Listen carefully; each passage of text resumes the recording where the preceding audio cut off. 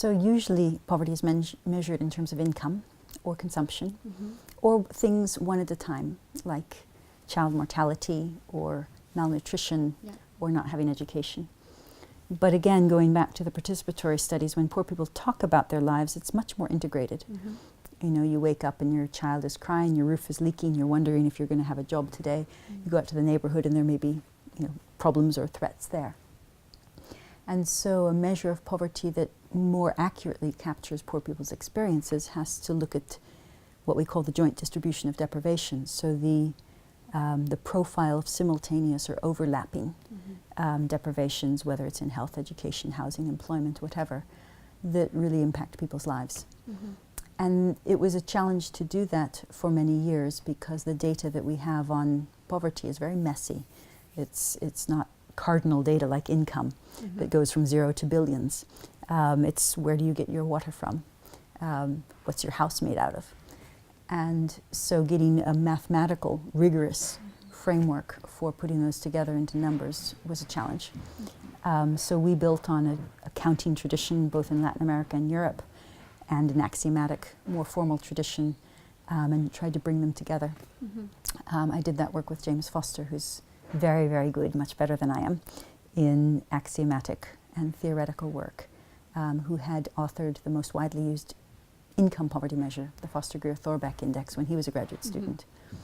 And so we together developed a way of extending that into multidimensional space. And I think it got a little bit of interest because at the end of the day it's also quite simple. And so it does what an academic paper has to do, but it also can be explained to at least the most simple versions of it, to people who have no interest in measurement and are just wanting to have numbers that they can use. So just to give an example of the global multidimensional poverty index, you take a set of indicators of deprivations like years of schooling, malnutrition, water, sanitation, electricity, child mortality. And for each person, in a sense, you're asking, has your life been impacted by this? And for the simplest measure, you simply take away a yes or a no, a 0 or a 1. And so you see their profile of deprivations. And then with weights, you add them up to get the percentage of possible deprivations that they experience. And people are poor if they experience some degree of deprivations, and that's for the technical and political people to set. It could be if you have any deprivation, you're poor. It could be if you're deprived in everything, you're poor. Or it could be somewhere in the middle. And we permit all of the different options.